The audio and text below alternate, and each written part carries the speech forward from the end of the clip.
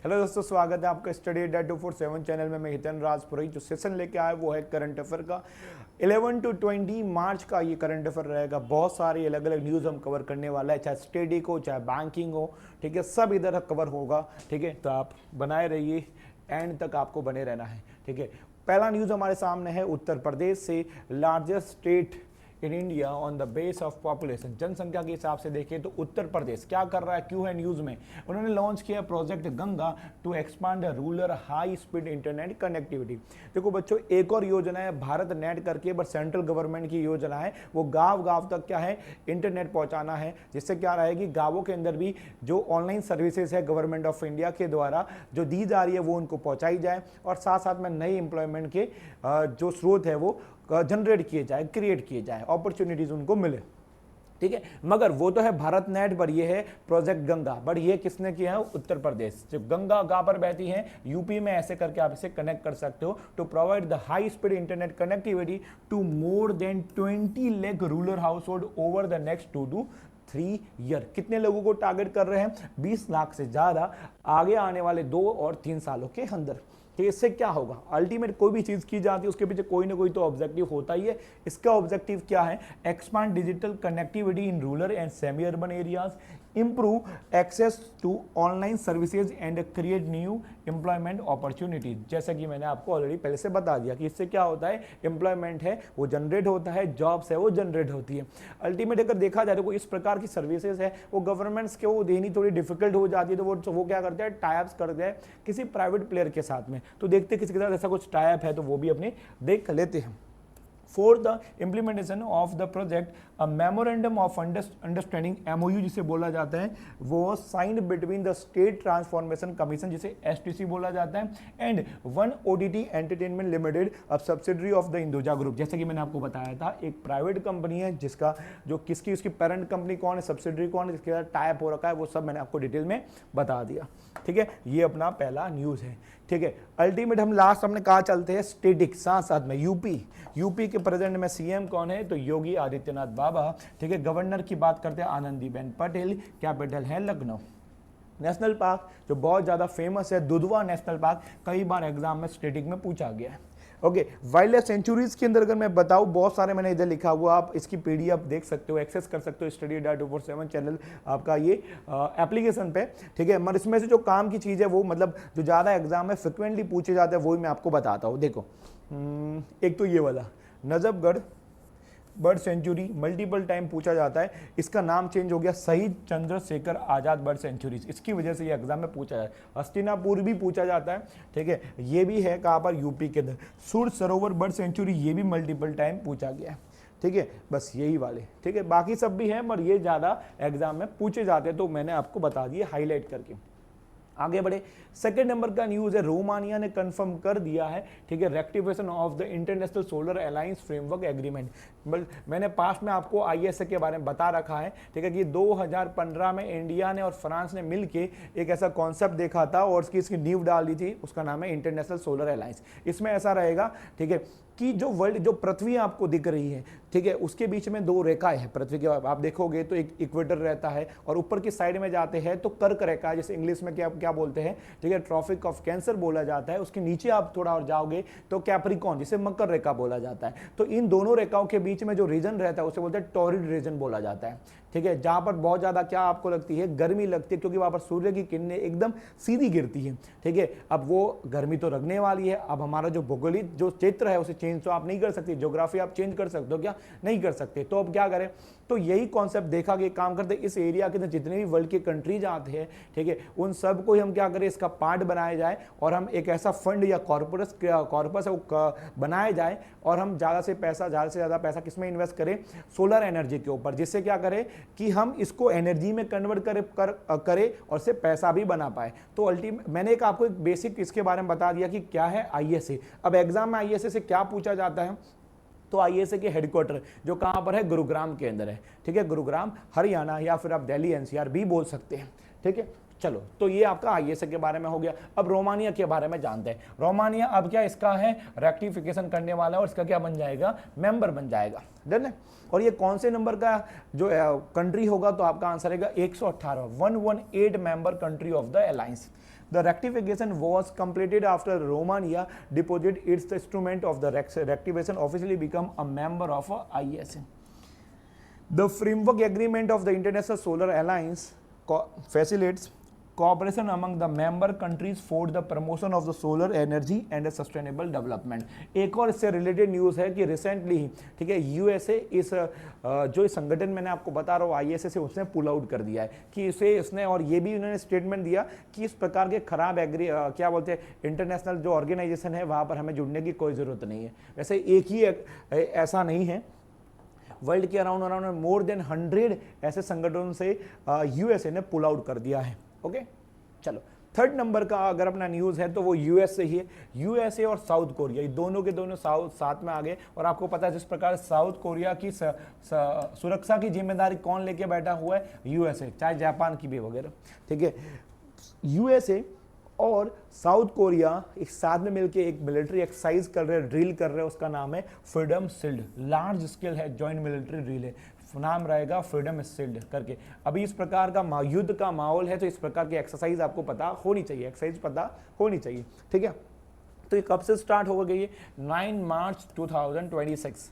Okay, the exercise involved thousands of troops with about 18,000 south, देखो इसका scale आप देखो, 18,000 साउथ कोरिया के जो सैनिक है वो इसके अंदर पार्टिसिपेट करेंगे, ठीक है। वही देखा जाए तो अमेरिका की साइड से कितने ट्रूप्स है वो इधर डिटेल अभी इसके बारे में क्लासिफाइड रखा है, उसको उसके बारे में नहीं बताया। अब देखो इससे क्या होता है वो थोड़ा मैं आपको बताता हूँ।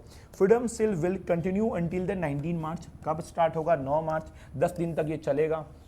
इन्वॉल्विंग द मल्टीपल ट्रेनिंग होगी एंड ऑपरेशनल एक्टिविटीज होगी, including the live, virtual, constructive and the field based exercise होगी, ठीक है। जिससे क्या रहेगी, दोनों की दोनों कंट्रीज को एक पता रहे, कोऑपरेशन रहे, जब भी युद्ध का माहौल हो तो हम किस प्रकार से हम बैटल फील्ड या उसके बाद में हम किस प्रकार से युद्ध करेंगे, ठीक है। एक अंडरस्टैंडिंग तो होनी भी चाहिए जो पहले से ये लोग कर लेंगे। और लास्ट में freedom shield is an annual exercise aimed at, हमेशा हर साल ये होती है, aimed at the building operational coordination, readiness and the joint defence capability between the two allies, ठीक है। क्लियर, समझ में आ गया। तो अल्टीमेट इसका ऑब्जेक्टिव भी मैंने आपको बता दिया। फोर्थ नंबर का न्यूज़ हमारे सामने है बच्चों, वो है ब्रांड फाइनेंस बैंकिंग करके। अब ये क्या है, एक रिपोर्ट आती है 500 करके, ठीक है, 2026 की। Industrial and commercial bank of China top global banking brand banking, ठीक है।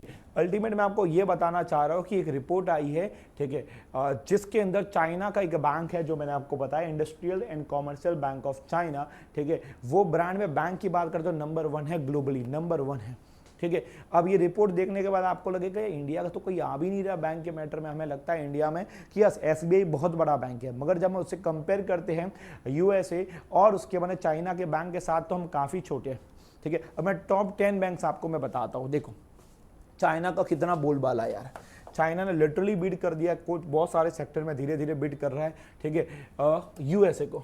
हम तो बहुत पीछे, अभी तो हम धीरे धीरे जा रहे हैं, ऐसी बात नहीं है, होगा, ठीक है। चलो मैंने पूरा लिस्ट ही आपके सामने रख दिया है, ठीक है, दिख रहा होगा आप, आई होप चीज़ें क्लियर दिख रही होगी। देखो first bank industrial and commercial bank of China, China का है, ठीक है। ब्रांड वैल्यू आपके सामने, एक एक बोल नहीं रहा, चलो एक बता, 90 बिलियन है, ठीक है। ब्रांड रेटिंग आपके सामने है, वगैरह वगैरह। सेकंड नंबर पे है China construction bank, third number पे bank of China, fourth number है एग्रीकल्चर बैंक ऑफ चाइना, ठीक है। तो ये टॉप 4 ये आपको दिखेंगे, ये कहाँ से बिलोंग कर रहा है, चाइना से कर रहा है, देख सकते हो आप लोग। और वैल्यूशन देखो यार।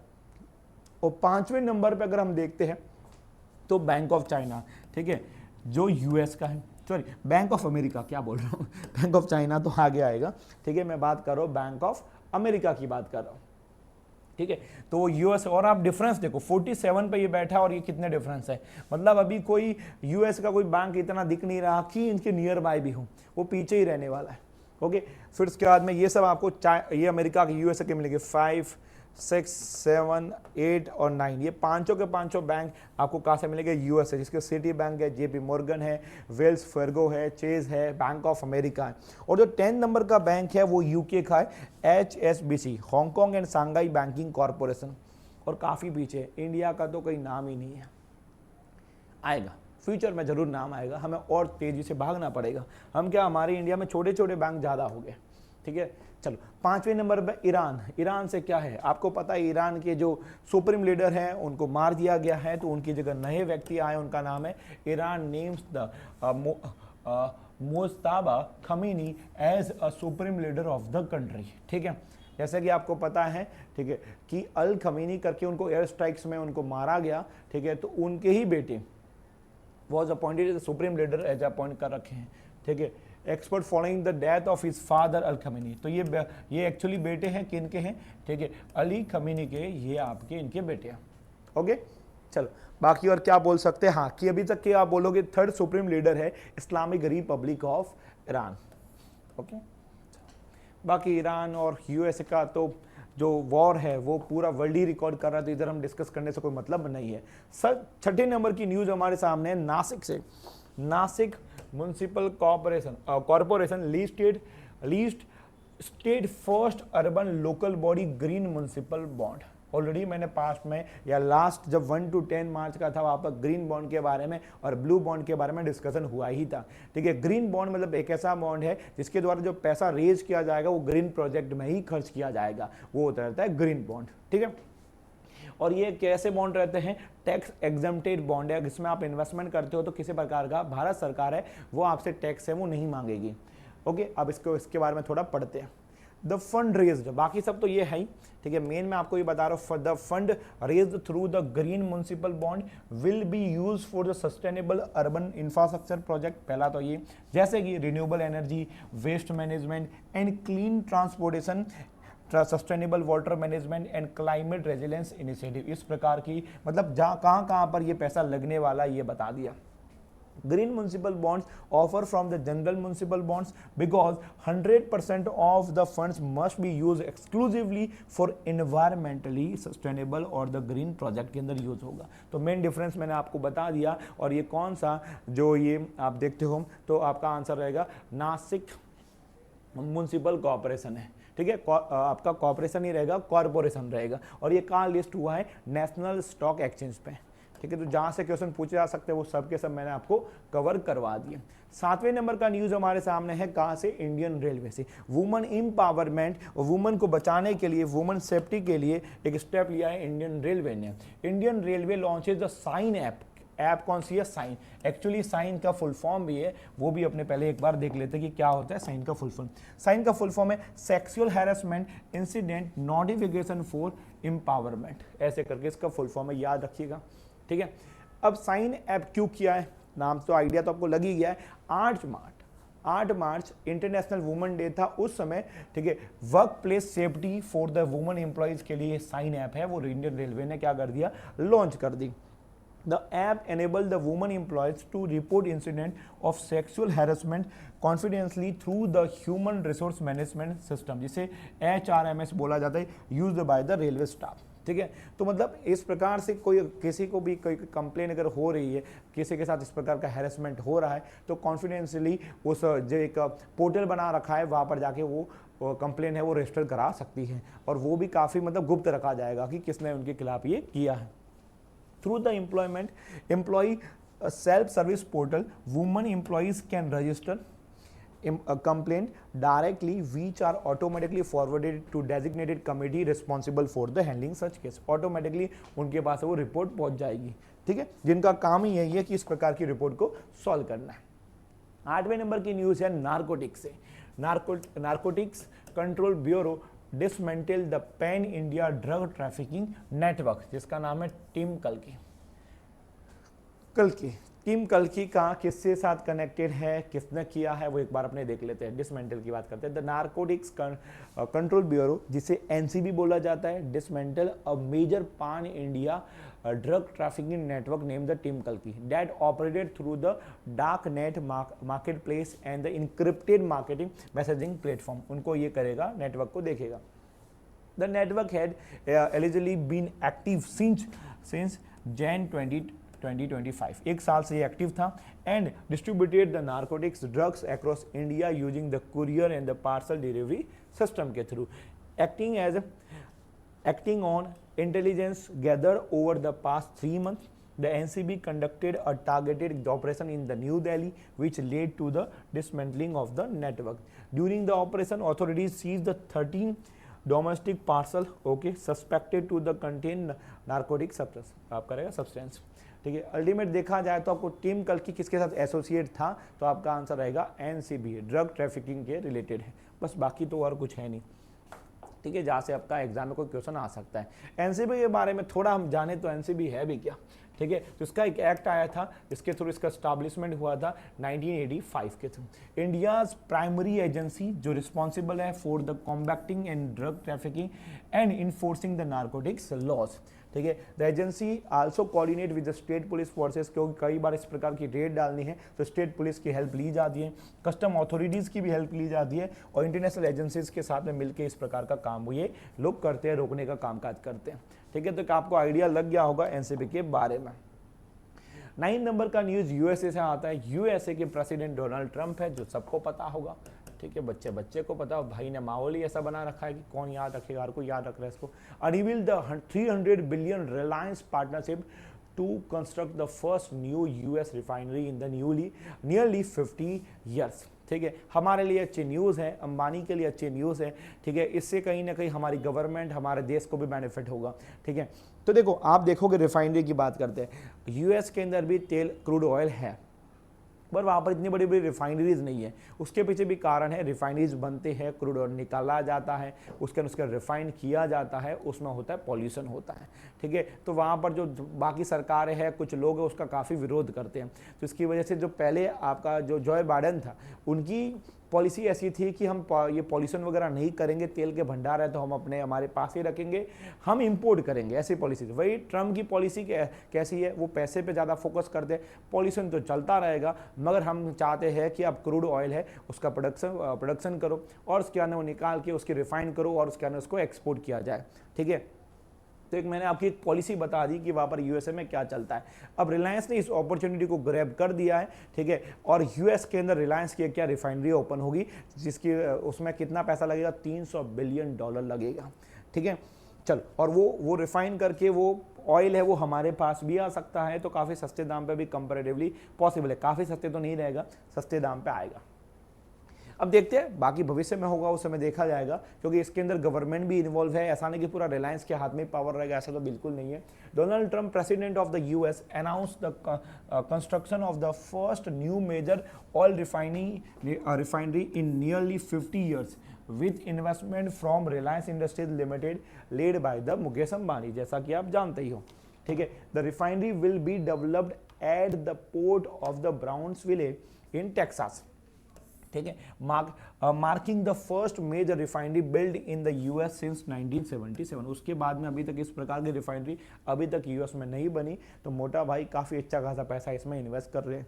The project will be developed by America First refining policy करके चलती है, with investment linked to Reliance Industries Limited RIL। ठीक है, जैसा कि आपको पता है कि ट्रम्प की एक पॉलिसी है, America first agenda aimed at the lowering taxes, streamline the permits and the achieving the energy dominance करके। ठीक है, the refinery initiative also aims to strengthen the US energy security, जिससे वो प्रोडक्शन होगा तो यूएस के energy sector है वो काफ़ी स्ट्रांग होगा। ठीक है, increase the domestic oil production and establish the global energy market, जिससे क्या है कि कई बार अगर मान लेते हैं कि जो ओपेक कंट्री है, नॉन ओपेक कंट्रीज है, ठीक है, ये कंट्रीज मिल के कई बार प्राइस को काफ़ी क्या करते हैं, उसका प्राइस बढ़ाते हैं, कम करते हैं, सप्लाई को भी कम करते हैं, तो काफ़ी पावर है उन ओपेक कंट्रीज़ के पास में, तो उसमें यूएस भी ऐड होना चाहता है। यूएस भी उस पॉलिसीज़ को उनके अकॉर्डिंग नहीं अपने अकॉर्डिंग चलाना चाहता है। ठीक है, तो ये मैंने आपको डिटेल में इसका जो था मेन रीजन बता दिया। 10 नंबर का न्यूज़ हमारे सामने है, वो है पब्लिक सेक्टर बैंक ने पैसा कमाया 28,000 करोड़। ठीक है, लास्ट 5 सालों में। थर्ड पार्टी के जो फाइनेंशियल प्रोडक्ट होते हैं वो बेच के, क्रॉस सेलिंग जिसे बोला जाता है, जिसके अंदर इंश्योरेंस आ गया, म्यूचुअल फंड हो गया, डीमेट अकाउंट हो गया, इतना सब बेच के उन्होंने 28,000 करोड़ रुपया कमा दिया है। ठीक है, ये पब्लिक सेक्टर बैंक मतलब PSB सरकारी बैंकों की बात की जा रही है, अच्छा खासा पैसा कमाया गया है। ठीक है। इंश्योरेंस में लाइफ और नॉन लाइफ दोनों आते हैं, ठीक है। फिर साथ में क्या आएगा, म्यूचुअल फंड्स है, क्रेडिट कार्ड है, डीमेट अकाउंट है। आपको पता है क्रेडिट कार्ड में तो कितना एग्रेसिव है लोग, ठीक है। As per the data presented in the Rajya Sabha by the finance minister, ठीक है, SBI was the highest earner, ठीक है। SBI ने 17,000 करोड़ कमा लिया भाई इसे थर्ड पार्टी प्रोडक्ट सेल करके। अदर मेजर, इसके अलावा पंजाब नेशनल बैंक ने लगभग 2865 करोड़ है, कैनरा बैंक ने 2000 करोड़ है, बैंक ऑफ बड़ौदा ने 1900 करोड़ है, यूनियन बैंक ऑफ इंडिया ने 1832 करोड़ है। देखो SBI कितना बड़ा है इनके कंपेयर में, देख सकते हो काफ़ी बड़ा है, ठीक है। और कितने वो लोग एग्रेसिव हो गए जिससे इतना पैसा उन्होंने बना दिया। मगर जब चाइनीज़ बैंकों के साथ हम कंपेयर करते हैं तो काफ़ी छोटा दिखता है हमें, ठीक है, हमारा SBI। 11वें नंबर की न्यूज़ हमारे सामने एक और है, बैंकों के रिलेटेड हुआ है। प्राइवेट बैंक्स ने पैसा कमाया है 11,000 करोड़। कैसे कमाया है, ठीक है, कि वो भी 3 सालों के अंदर। मिनिमम बैलेंस पेनल्टीज, आज ही मेरी तो एक पेनल्टी लगी है 850 रुपये की, ठीक है। AU स्मॉल फाइनेंस ने लगा दी भैया, दिमाग से कुछ था, वो एवरेज था, वो याद नहीं रहा, तो उसके बाद वो मेंटेन में आज मैसेज आया तब पता चला। तो बहुत ज़्यादा इन सब की पेनल्टीज लगती है। हम क्या कई बार अकाउंट तो ओपन कर देते हैं, मगर कई बार हमारे स्लिप हो जाता है कि मिनिमम इतना मेंटेन करना ही है, तो अगर वो आप मेंटेन नहीं करते हो पेनल्टी लगती है, और बड़ा अमाउंट लगा दे, छोटा अमाउंट भी नहीं है बच्चों। और ये तो मैं बता रहा हूँ मंथली, क्वार्टरली भी नहीं, ठीक है। तो 11,000 करोड़ इन लोगों ने पैसा इससे बना दिया है। पब्लिक सेक्टर बैंक ने वही 8,000 करोड़, ठीक है। तो दोनों का पैसा करेंगे तो 19,000 करोड़ की बात हो जाती है, ठीक है। Among the private sector bank number 1 पर बैठा हुआ है HDFC, ठीक है। इसने पैसा कमाया 3800 करोड़। एक्सिस बैंक 2700 पर बैठा है, ICICI बैंक 1200, ठीक है। तो HDFC से तो भैया दूर ही रहना चाहिए, ठीक है। स्टेट बैंक ऑफ इंडिया एक ऐसा बैंक है जो इस प्रकार की मिनिमम बैलेंस वाला पेनल्टी लगाता ही नहीं, ठीक है। तो याद रखना, ये 2020 से उन्होंने इस प्रकार की स्कीम इससे उन्होंने पॉलिसी ला दी थी। उसके बाद में जैसे पंजाब नेशनल बैंक है, कैनरा बैंक है इस लिस्ट के अंदर, तो 3 बैंक इसमें ऐड हो गए, ठीक है। Punjab national bank, Canara bank और SBI, ये 3 बैंकों में आप खाते खुलवाते हो। ऐसे आप सेविंग बैंक अकाउंट, आपके सेविंग बैंक अकाउंट, तो उसमें किसी प्रकार का मिनिमम बैलेंस आपका नहीं लगेगा। Okay, done. चलो 12 नंबर का न्यूज़ आप फोटो में देख सकते हो, अभी काफ़ी न्यूज़ में है। सुप्रीम कोर्ट ने अलाउ कर दिया है withdrawal of life support in the Harish Rana passive Indonesia case करके, ठीक है। मतलब ऐसा है कि देखो एक व्यक्ति थे, ये काफ़ी युवा थे उस समय, ये इनको चोट लग गई तो लगभग ये डैडी हो गए, तो इनका एक लाइफ सपोर्ट मतलब एक आर्टिफिशियल लाइफ सपोर्ट उनको दिया गया था, ठीक है। मगर ये सुप्रीम कोर्ट, अगर हमें मरना हो, हमारा संविधान हमें मरने की इजाज़त हमें भी नहीं देता, ठीक है। तो काफ़ी समय से ये लड़ रहे थे सरकार के खिलाफ, या सरकार के सामने रख रहे थे, ठीक है, कि डॉक्टर के पास अगर वो कुछ अगर रहता है जो भी देना होता है जिससे वो उनकी डेथ हो जाए, और उसके बाद में इन सब से वो चीज़ों से बाहर निकले। आप फोटो में देख सकते हो, पहले ये ऐसे थे, अभी इस प्रकार के, और अभी इनकी डेथ हो चुकी है, ठीक है। तो supreme court of India permitted the withdrawal of artificial life support in the Harish Rana passive Indonesia case, marking an important development in the legal and the ethical debate on the end of the life decision in the India, ठीक है। तो historic decision है, इतिहास में इसकी इस case की बार बार बात की जाएगी, हरीश राणा वाला केस। तो आप याद रखना किसने ये जजमेंट डिलीवर किया है, तो आपका आंसर रहेगा JB पडीवाला और KV विश्वनाथन करके, ठीक है। तो अपने बैंक का और SSC में इतना डिटेल में तो नहीं पूछा जाएगा, मगर आपको लीगल वाली कोई भी अगर एग्जाम की तैयारी कर रहे हो तो वहाँ पर ये पूछा जा सकता है, ठीक है। The court directed the all India institute of the medical science, ठीक है, एम्स की बात की जा रही है, to admit the Harish Rana and the provide the required medical facility to carry out the process of withdrawing the artificial life support following the legal and the medical guidelines, ठीक है। तो एम्स ये काम करेगी इनको भगवान के पास पहुंचाने का, ठीक है। चलो मगर लीगल वे में, इलीगली नहीं, ओके। चलो एक और चीज के बारे में, ruler state that a person has the right to refuse prolonged artificial life support when it contradicts dignity in the life and the death, and therefore permitted the withdrawal under the supervisor condition, ठीक है। तो मतलब ये जैसा उनकी language थी वैसे के वैसे मैंने इधर आपके सामने कॉपी पेस्ट कर दी है कि इनका ये वर्डिक्ट दिया हुआ है, उसके पीछे रीजन क्या है और किस प्रकार से ये काम करेगा, ओके। चलो हरीश राणा वाला केस आपको याद रखना है। 13 नंबर की न्यूज़ है, एक इंपॉर्टेंट डेज है आपके सामने, वर्ल्ड कंज्यूमर राइट डे, ठीक है। कब मनाया जाता है? 15 मार्च को मनाया जाता है। मैंने मल्टीपल टाइम्स आपको बोल रखा है, ये सब डेज अवेयरनेस के लिए बनाए जाते हैं, ठीक है। Protect the consumer interest and address market abuse and the social injustice that affect the consumer. The observations, बस बाकी सब तो आप एक बार इसे देख लोगे तो आपको आइडिया लग जाएगा। बाकी ज़्यादा हम वो सेम लैंग्वेज पढ़ पढ़ के कोई मतलब है नहीं, पर आपको अच्छे से पढ़ना है, ठीक है। चलो wait a moment, yes, consumer right day. Next news है 14 नंबर की, ठीक है। कहाँ से? South Indian bank launch the digital loan against the mutual fund facility for the secure credit. यार बढ़िया वाली न्यूज़ है, ठीक है, कुछ नया है। और नए में क्या है एक बार अपने देखते हैं। एक बैंक है, प्राइवेट बैंक है, काफ़ी पॉपुलर है, काफ़ी अच्छा कर रहा है, इसका नाम है साउथ इंडियन बैंक। अब ये क्या करेगा पता है? आपका जो म्यूचुअल फंड है ना, उसके ऊपर भी आपको क्या दे सकता है? ये आपको लोन दे सकता है कोलेटरल के। जब भी आपको लोन लेने जाते हो तो बच्चों आपको क्या रखना पड़ता है? कुछ सिक्योरिटी रखनी पड़ती है ना। ये बोल रहा है कि काम करो, आपका जो म्यूचुअल फंड में जो पैसा इन्वेस्ट कर रखा है उसको आपको विड्रॉ करने की कोई जरूरत नहीं है, उसे आप लिक्विडेट मत करो, ठीक है। वही पोर्टफोलियो हमें उधार पे दे दो, ठीक है, मतलब एज अ सिक्योरिटी रख दो, ठीक है, हम आपको पैसा लौटा, मतलब आपको पैसा दे देंगे, ठीक है। तो अच्छा है, ठीक है, सिक्योर क्रेडिट के लिए। South Indian bank has launch a digitally integrated loan against the mutual fund, LAMF इसे बोला जाता है। जैसे एक लोन अगेंस्ट FD होता है, ऐसे ये लोन अगेंस्ट म्यूचुअल फंड है।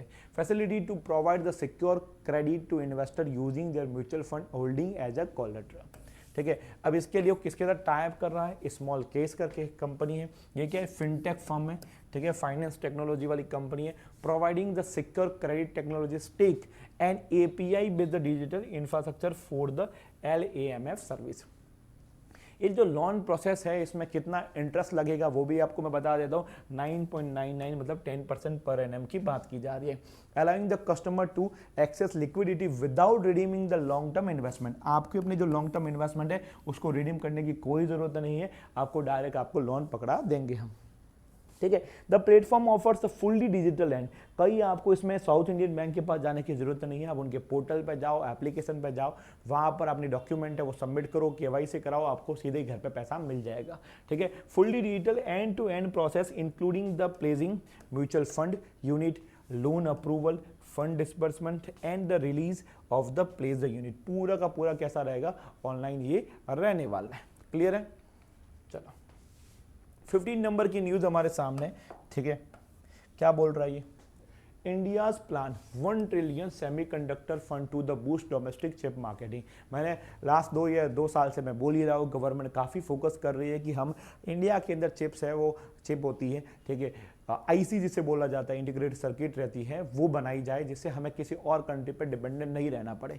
आजकल कहाँ चिप नहीं आती? हर जगह जो मैं ये टूल देख रहा हूँ, जहाँ पर ये चीज़ें बोल रहा हूँ, हर जगह चिप है। आपके मोबाइल के अंदर कहाँ कहाँ नहीं है, ठीक है। तो India preparing a launch of 1 trillion rupee, और वही अगर डॉलर में बात करते हैं तो 11 बिलियन लगभग अमाउंट हो जाता है। Semiconductor fund to strengthen the domestic chip manufacturing and develop a strong semiconductor ecosystem अपने इंडिया में बनाना है, जैसे कि ताइवान वगैरह वहाँ पर है, ठीक है। ये जो अमाउंट है इसका काम क्या है? इससे क्या होगा? Support semiconductor design, manufacturing equipment and supply chain development across the semiconductor industry के अंदर अपनी इस प्रकार का बना पाए, ठीक है। कितना पैसा लगेगा? ऑलरेडी मैंने आपको बता दिया, $10 बिलियन, ठीक है। इधर 11 था, इधर 10 है।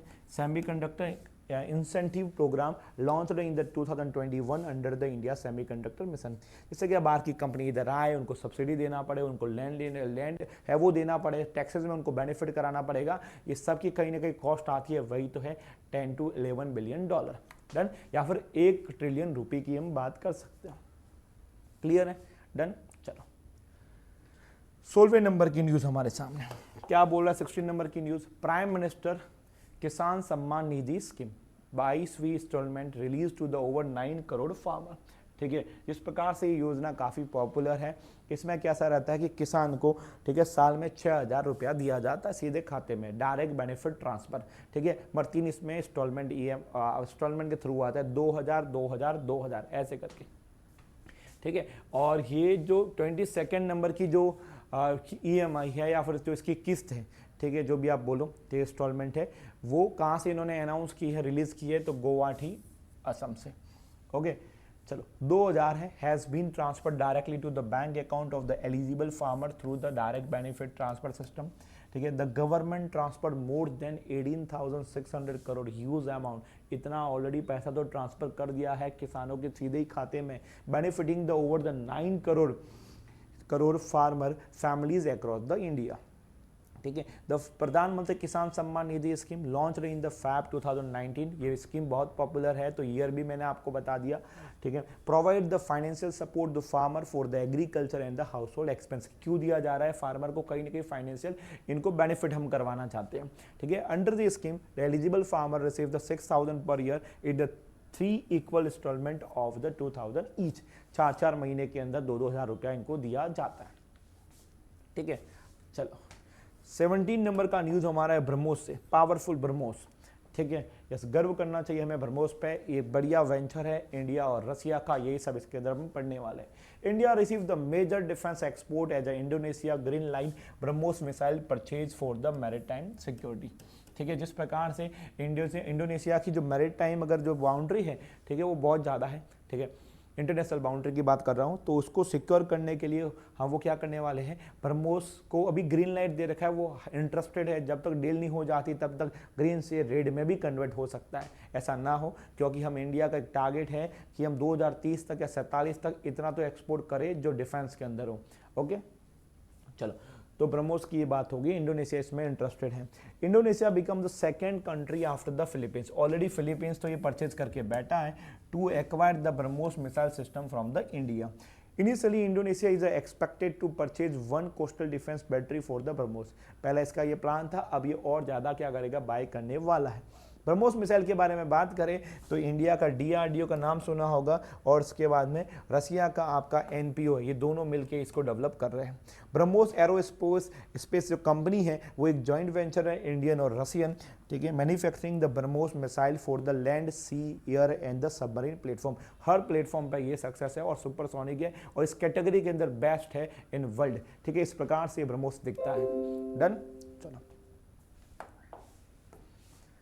यस, और भी इसके बारे में देखते हैं, न्यूज़ अभी कंप्लीट नहीं हुई, थोड़ा फिलीपींस के बारे में भी हम जाने।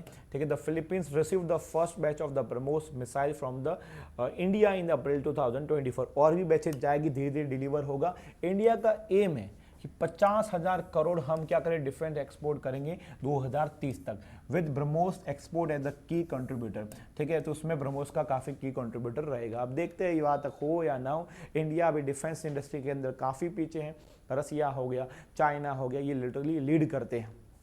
ठीक है, Indonesia is the world largest archipelago with 17,000 plus island है वहाँ पर, क्या बात है।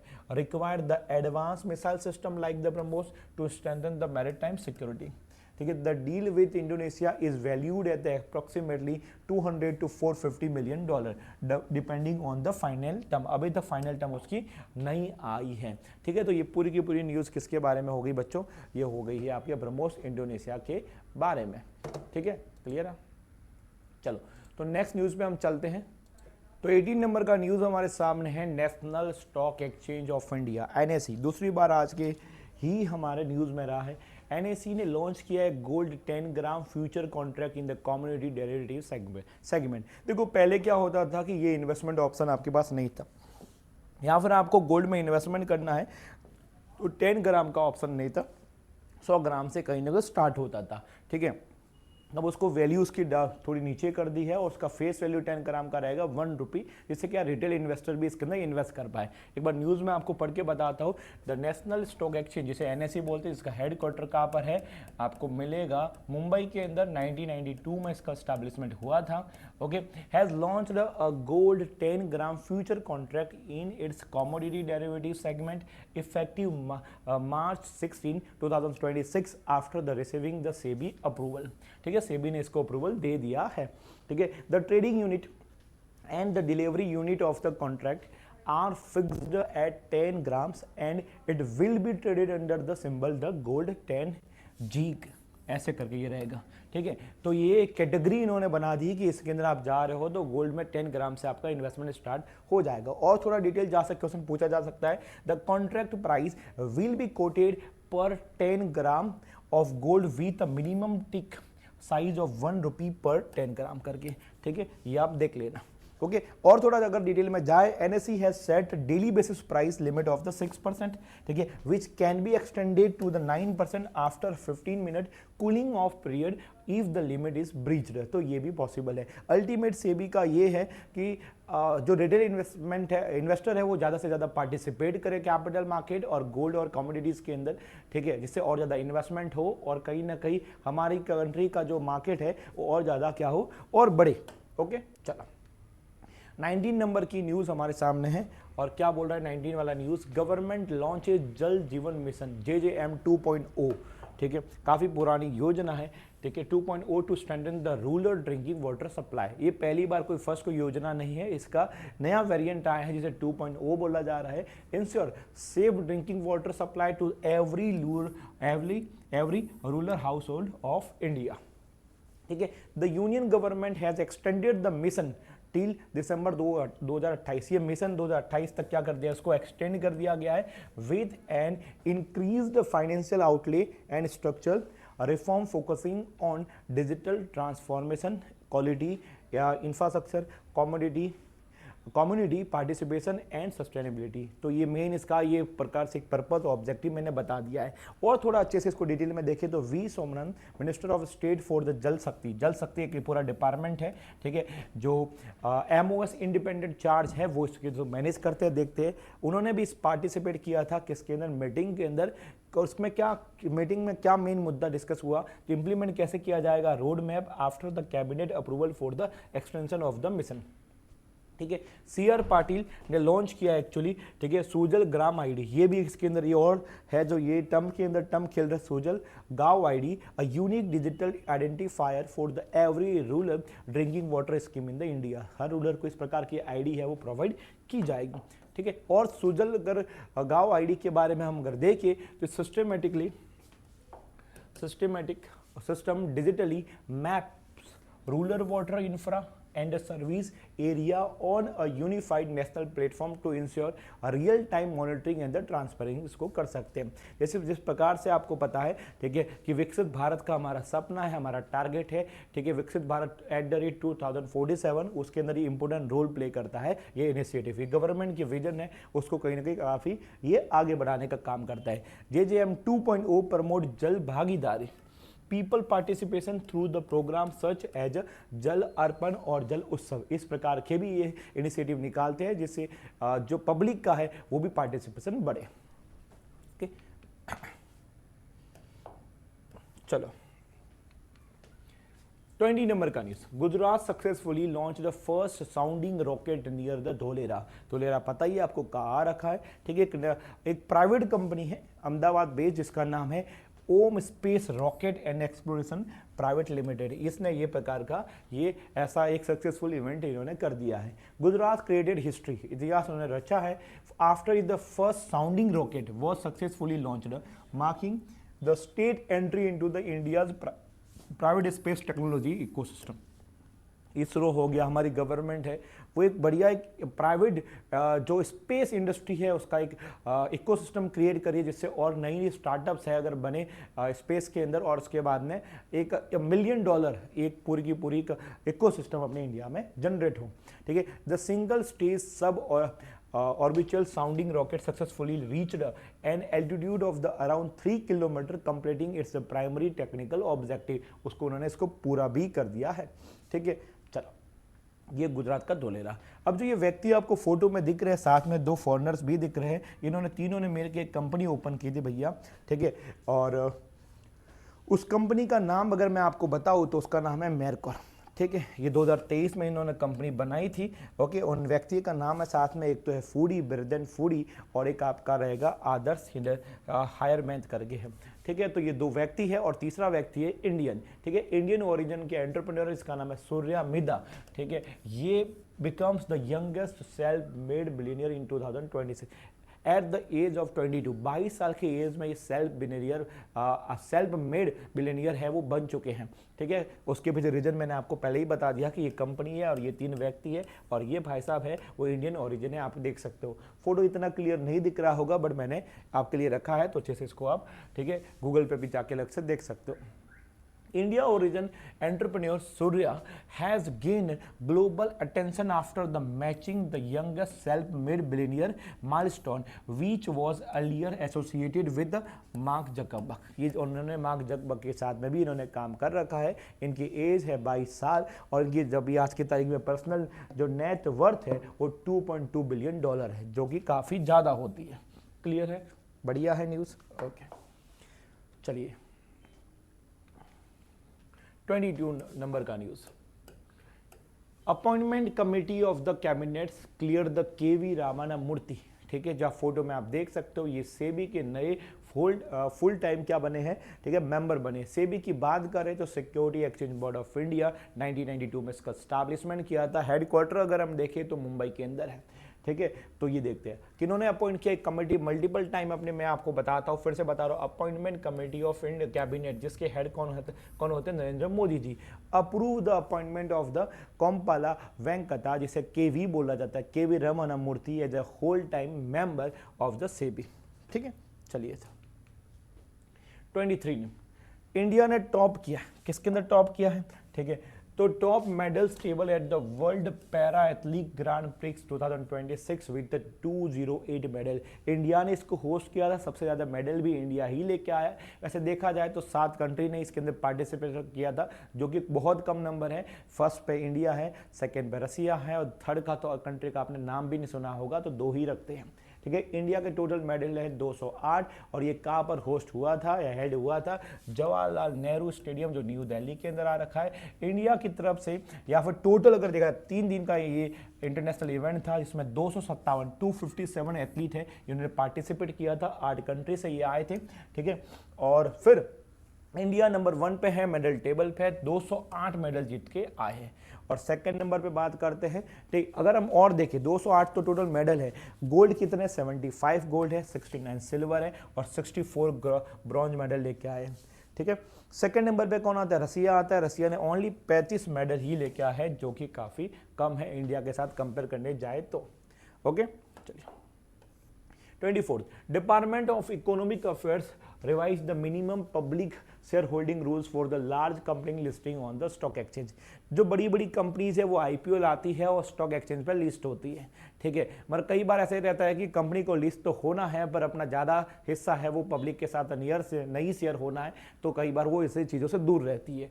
तो पहले सेबी की क्या एक पॉलिसी थी कि 5% तो आपको पब्लिक के साथ शेयर करना ही पड़ेगा अगर आप आईपीओ लेके आते हो तो, मगर अब वो 5 से 2.5% कर दिया। यही है न्यूज़, तो आसान भाषा में बता दिया है। अब पढ़ के मैं आपको एक बार बता देता हूँ। Department of the economic affairs under the ministry of finance has revised the rules related to the minimum public shareholding, जिसे एमपीएस बोला जाता है, for large companies planning to list on the stock exchange. ठीक है, The amendment introduced a graded framework allowing the companies to offer a smaller proportion of the shares to the public during their initial public offer। तो already मैंने आपके इसके बारे में बता ही दिया है कि कम से कम वो जो पोर्शन है वो पब्लिक के साथ शेयर करते हैं। अब ये कौन सा एक्ट था, किसमें अमेंडमेंट हुआ है वो देखते हैं। The reform was implemented through the an amendment to the securities contract regulation rules 1957। ये भी जब ज़्यादा अगर डिटेल में क्वेश्चन ये पूछा जा सकता है, हो सकता है कि आपके एग्जाम और आपके टेस्ट में जो मैं आपको बनाता हूँ वहाँ पर ये आ सकता है। Under the new rules the minimum public shareholding, जिसे एमपीएस बोलते हैं, ठीक है, at the time of the listing has been reduce from the 5% to 2.5% for certain large companies. सबके लिए नहीं है, सर्टेन, वहाँ पर भी कंडीशन कुछ ना कुछ होगी।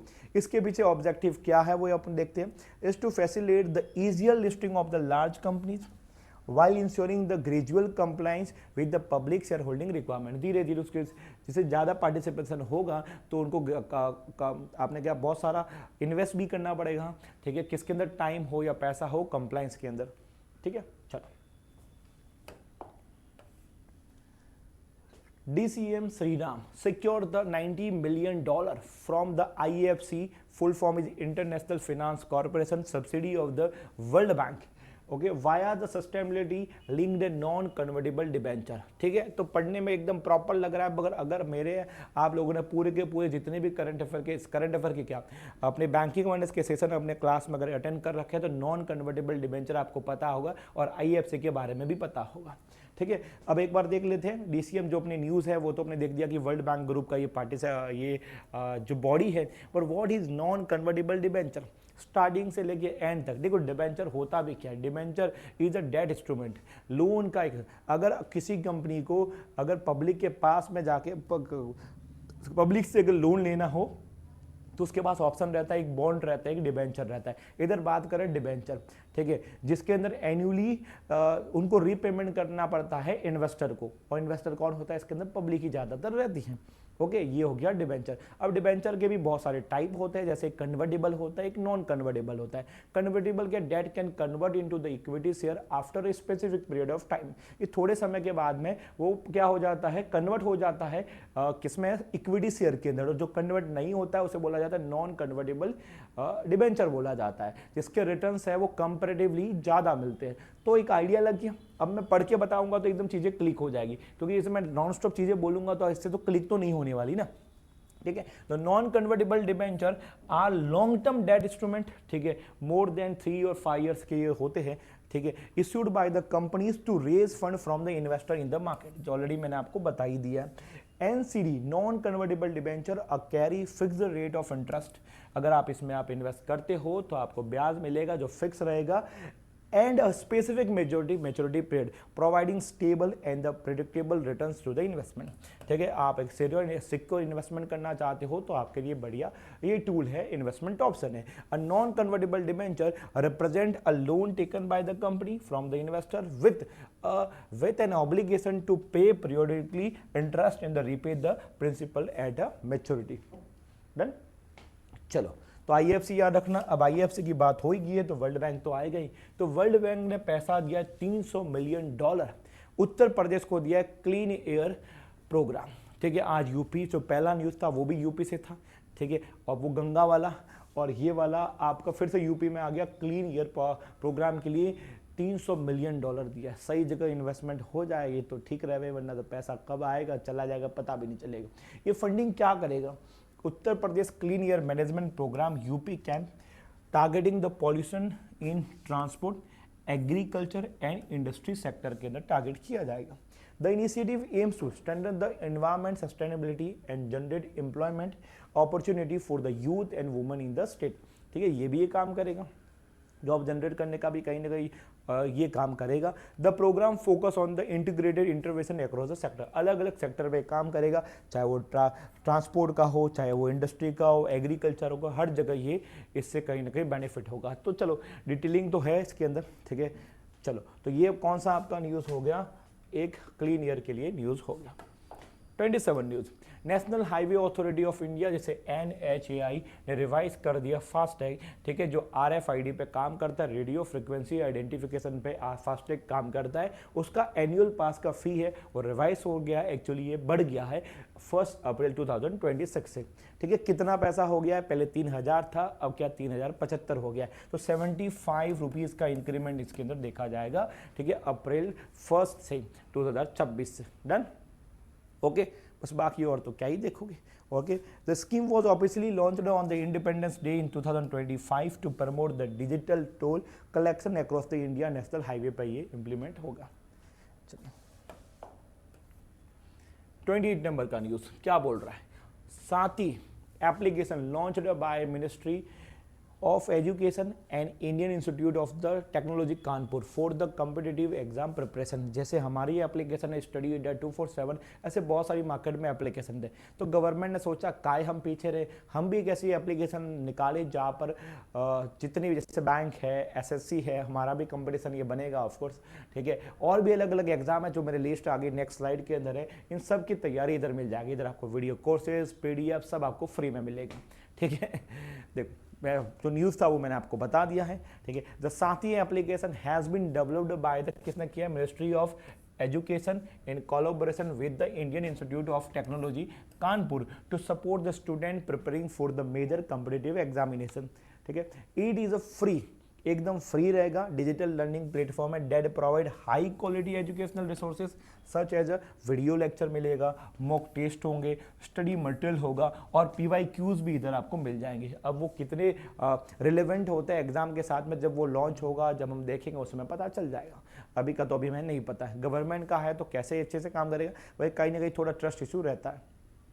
The platform is especially designed to support students who cannot afford the expensive coaching for the competitive examination। कि हमारी कहाँ है, अगर हमारी कोचिंग देखें तो कहाँ इतनी एक्सपेंसिव है, एकदम अफोर्डेबल रेट पे हम आपको मिल जाते हैं। तो ये तो उनके लिए है जो बहुत महंगा है, तो उनके लिए आप इनके पास जा सकते हैं। अगर अफोर्डेबल है तो आपको कहीं और नहीं जाना, हम ही आपके लिए सफिशेंट है। ओके, साथ ही का फुल फॉर्म क्या है, self assessment test and help for the entrance examination. ठीक है, the educational content available on the platform has been developed by the expert from the Indian institute of the technology. IITs वाले इसको बनाएंगे और reputed जो market के अंदर institute है वो इसके अंदर हेल्प करेंगे। ठीक है, वो हेल्प कितनी जेन्यून होती है, कैसा रिजल्ट मिलता है, वो सेकेंडरी है बात। ठीक है, और साथ ही ऐप के बारे में आपको बताऊँ तो कौन कौन से एग्जाम्स है जो नेशनल लेवल के कंपटीशन एग्जाम को ये कवर करेगा। ठीक है, तो JEE joint entrance examination most, second number पे आ जाएगा NET। ठीक है, national eligibility cum entrance test करके। फिर कॉमन यूनिवर्सिटी एंट्रेंस टेस्ट जिसे बोलते हैं CUET, common law admission test जिसे CLET बोला जाता है।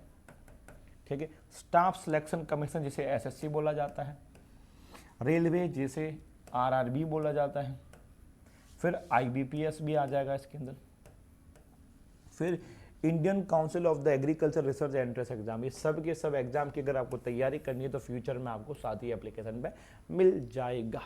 Okay, through this wide coverage of the examination the साथी application has become a multipurpose learning platform for the competitive exam preparation in India. Okay, world first autonomous maritime ship building centre led by the Sagar defence in the Andhra Pradesh. World का है भैया, आंध्र प्रदेश में बन रहा है, हमें पता ही होना चाहिए। इकोसिस्टम बनाया जा रहा है, इंडिया अभी जिस प्रकार से डेवलप हो रहा है, जिस प्रकार से हम काम कर रहे हैं हम, ठीक है, बढ़िया से हमारा कामकाज हो रहा है। सागर डिफेंस इंजीनियरिंग प्राइवेट लिमिटेड जो कंपनी है जिसका फाउंडेशन स्टोन डाल दिया गया है, ये वर्ल्ड का पहला autonomous maritime ship building and system centre बनाया गया है। ठीक है, और ये कहाँ पर है, आंध्र प्रदेश के अंदर नेल्लोर डिस्ट्रिक्ट के अंदर है ये। ठीक है, लोकेशन मैंने आपको बता दी है। ये इस सेंटर पे क्या होगा, किस प्रकार से काम करेगा, इधर एडवांस शिपयार्ड होगा, इंटीग्रेटिंग रोबोटिक्स होगा, artificial intelligence into the key production processes to the enhance the shipbuilding efficiency, workforce productivity and sustainability का ये काम करेगा। ये सेंटर में और क्या क्या चीज़ें होगी, ठीक है, टेस्टिंग इंफ्रा R&D भी होगी, ठीक है, मेंटेनेंस भी होगा, रिपेयर वर्क भी होगा, ओवरऑल भी होगा, फैसिलिटीज़ होगी, स्पेशलाइज्ड ट्रेनिंग भी इधर दिया जाएगा। तो ये बोल सकते हैं सिंगल इंटीग्रेटेड कैंपस है, इधर सबका सब आपको मिल जाएगा। ठीक है, 30 नंबर का न्यूज़। ठीक है, हर कोई आप देख सकते हो प्राइवेट कंपनी कितनी सारी डिलीवरी के अंदर उतर गई है। तो देखा पोस्ट वाले कि हम काहे पीछे रहे, ठीक है, तुम 7 मिनट में डिलीवरी करते ना, अपूर्ण करेगा 24 मिनट के, 24 घंटे के अंदर, 24 मिनट के अंदर नहीं, इतना फास्ट हमें नहीं होना है। ठीक है, the department of post launches 24 speed post service for the next day delivery T+1. Okay, Department of the Post under the Ministry of Communication has launched the 24 speed post service to provide the next day guaranteed delivery for the urgent consignment. ठीक है, आपका urgent है तो आज करो, कल के तो भैया पहुंच ही जाएगा, और नहीं पहुंचता है तो भी उसके प्रोविजन कर रखे जो मैं आपको बताऊंगा। ये आकाशवाणी भवन है, ठीक है, वहां से इसका ये इनॉग्रेशन या बोल सकते हैं लॉन्च कर रखा है। 24 speed post service is designed for time sensitive parcel and important document, ensuring the faster delivery compared to the standard postal timeline. Okay, चलो की फीचर इसके अंदर क्या क्या है वो एक बार देखते हैं। जैसे कि नेक्स्ट डे गारंटेड है डिलीवरी, D+1 टाइमलाइन है, 48 hour delivery option under the 48 speed post, ये भी आपको मिल जाएगा, D+2 डेज टाइमलाइन वाला भी ऑप्शन है। ऑफ कोर्स का फी है अलग अलग होगा, चार्जेस अलग होंगे। वन टाइम पासवर्ड OTP इसके अंदर आएगा, फिर सिक्योर डिलीवरी कंफर्मेशन OTP भी आएगा, ऐसे ही किसी को ये नहीं पकड़ा जाएगा। End to end tracking with the short message services, SMS आपके अकाउंट में आ जाएंगे। ये कुछ नया नहीं है भैया, ये सब का सब नया नहीं, सब के सब आज की तारीख में ये सब होता ही है, देखोगे तो क्या है। बाय नाउ पे लेटर होता ही है, फ्री पिकअप फैसिलिटी ये भी होता ही है, ठीक है। तो कुछ नया नहीं है, मगर ये गवर्नमेंट कर रही है तो अच्छी बात है। और एक और चीज़, money back guarantee in the case of the delivery delay, अगर डिलीवरी डिले होती है तो आपको पैसा भी लौटा दिया जाएगा, ठीक है, क्योंकि आपका पर्पज़ है पूरा नहीं हुआ। मोस्ट टाइम पे न्यूज़ है आज का ये 31, आरबीआई ने ऑनर कर दिया है initiative of the year award for the launching the .bank.in domain, ठीक है। तो इन्होंने ये एक ये डोमेन किया, इसके बारे में ऑलरेडी मैंने बता रखा है कि bank.in करके इससे इनको इनिशिएटिव ऑफ द ईयर का अवार्ड दिया गया है, ठीक है। अब इससे क्या होगा एक बार देखते हैं। पहले तो 13 annual central banking award for the innovation .bank.in domain roll out initiative, ठीक है। ये 2025 से फैब से स्टार्ट कर रहा है। कॉम्बैक्ट क्यों कर रहा है? Combat rising the cyber fraud हो रहे हैं, enhance the security in the India digital financial ecosystem के लिए। तो फिशिंग वगैरह हो रही है, आपको पता ही, उसको रोकने के लिए फिशिंग अटैक होते हैं, जो फेक बैंकिंग के डोमेन्स बन जाते हैं वो सब करके, ठीक है। तो अब क्या कर रहा है कि ये .bank. जितने भी बैंक्स हैं ना उनको ये यूज़ करना है और कोई इसको यूज़ कर ही नहीं सकता। तो आपको अगर रियल देखना हो कि ये बैंक का साइट है कि नहीं, तो आपको पीछे आपको इतना ही देखना है और कोई अलग आपको चेक करने की ज़रूरत नहीं है। Only RBI licensed bank are allowed to use the exclusive and the secure domain, making India as the first country in the world to mandate a dedicated banking internet domain। तो world का पहला country बन गया है, ठीक है, जो इस प्रकार का कंपलसरी कर दिया है कि हाँ जितने बैंक से उनको यही डोमेन है वो यूज़ करना है। The institute for development and research on the banking technology, जिसे IDRT बोला जाता है, RBD बोला जाता है, was appointed as the sole register for the .bank.in domain roll out करने के लिए, ठीक है। तो इसको कहीं ना कोई एक बॉडी बना रखी है बीच वाला, जो ये देखिएगा, ठीक है। क्यों कर रखा है जो मैंने आपको बता ही दिया, facing attack and fake banking domain which have increased due to the rapid growth of the digital payments and the online banking in India। जितना हम डिजिटल होते जा रहे हैं बच्चों, प्रॉब्लम तो आएगी और वो आ रही है, उससे निपटने के लिए इस प्रकार के इनिशिएटिव लिए जा रहे हैं। ओके, 32 नंबर का news, woman mode. SBI securities ने इंट्रोड्यूस कर दिया कि वुमन मोड, ठीक है, उसमें एक ऑप्शन होगा वुमन मोड करो, सब वुमन के लिए वहाँ पर ऑप्शंस आपको मिल जाएंगे। Feature to the boost woman centric investing के लिए। The feature was developed under the Infinity 8 initiative and the validates using the feedback from the 6,000 plus women investor. Women mode offers the goal-based investment journey, simplified investment tool and a special brokerage plan to the tailor for the women. ये सब के सब option उनको दिए जाएंगे जिससे उनको confidence आए, ठीक है। और ये क्या रहेगा, द इनिशिएटिव टारगेट करेगा चाहे फर्स्ट टाइम इन्वेस्टर या एक्सपीरियंस, दोनों को इस प्रकार की फैसिलिटी ये दी जाएगी, ठीक है। महाराष्ट्र की बात करते हैं।